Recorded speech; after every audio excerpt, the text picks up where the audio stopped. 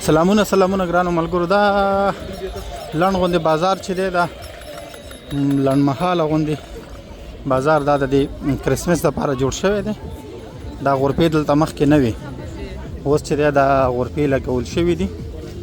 نو بس دلته دا خلک ورته راځي ګرځي پکې، او تر ډیره دا بهرني کسان راځي دلته ګرځي او سودا مودا کوي.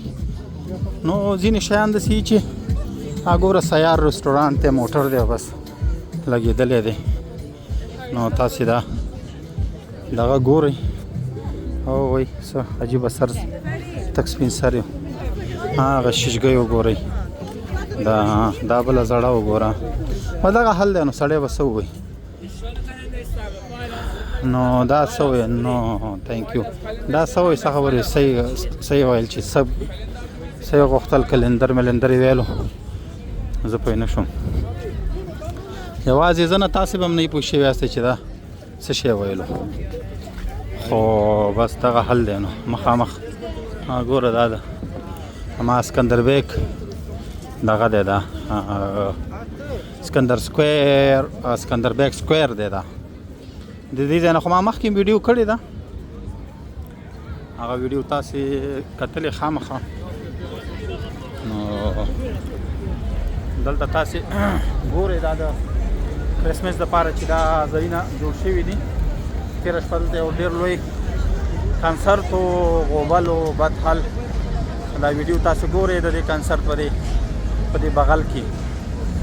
نو دا دلته بېګا ډېر شور و هاو د دې وه دغه ځای دلته دا کیسه وه روانه وه. تاسو ګورئ ډېر زیات خلک راټول شوي و، ډېر زیات مخلوق راټول شوی و، او هغوی چې دی دا کنسرت یې کولو. نو سندرغاړي و، غوبل و، میله وه، او ډېر زیات مخلوق راټول شوی. فکر کومه بیګا ته به دلته بیا یوه معامله شروع کېږي، خو دا چې څو بجې به یې زه نه پوهېږم. شاید دلته 19 بجې لیکلي، 19 بجې نه پوهېږم چې څو بجو ته وایي. خو بیګا شپه مطلب تېره شپه چې کوم حل و هغه ډېر زیات دغه و ده خوندور و. ما ترېنه ویډیو کړی و، زه لایف هم راغلی وم له دغه ځایه. تاسې به خامخا هغه ویډیو کتلی وي.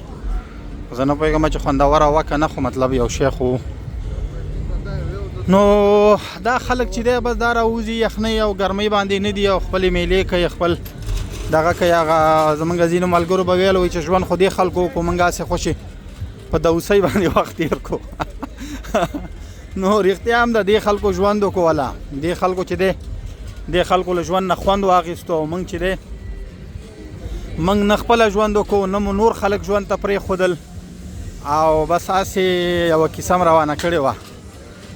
خو زه خیر الله دې موږ له دې نه وروسته پوه کړي. دا زړه ښځه ګورئ چې دا ګلان خرڅوي راوتلې ده، زړه بوډخه، او بس دا ګوره خپل کار کوي د ماشومانو باندې، ګلان خرڅوي په غټانو باندې. نو دې خلکو د ژوند په اړه مې ویل. نو دې خلکو رښتیا هم ژوند وکړو. دې خلکو چې دی دې خلکو نه یوازې دا چې خپله ژوند وکړو، بلکې نور خلک هم نورو خلکو ته هم د ژوند زمینه برابره کړه، د ښه ژوند زمینه یې برابره کړه. ماشومانو ته، غټانو ته، ښه راتلونکي دپاره دوی هڅه کوي، لګیا دي، کار کوي.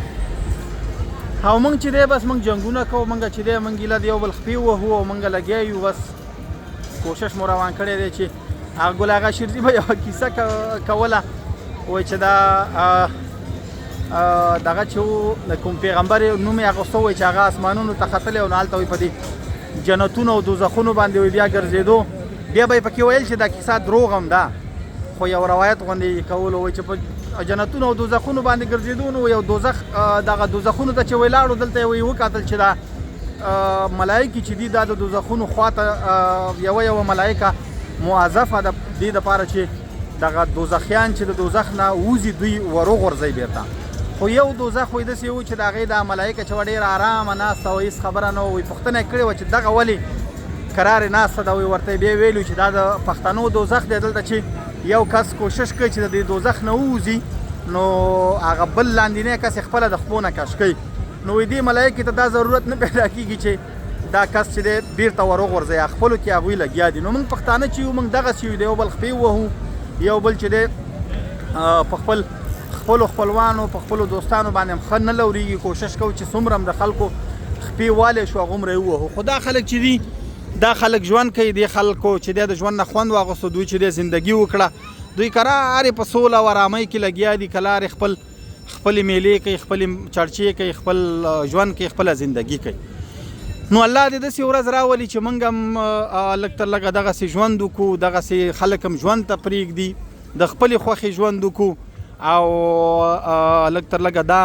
نه وي چې ګیره زما واکې د ملا وي نو بس ډیره مننه ملګرو الله مو خوشحاله لره ژوندي اوسئ زه دغسې یوه نیمه ویډیو درته کوم بس تاسې را سره ګورئ الله مو مل شه ډیره زیاته مننه کور مو ودان او تر بیا ښې چارې ډیره مننه الله مو خوشحاله لره ژوند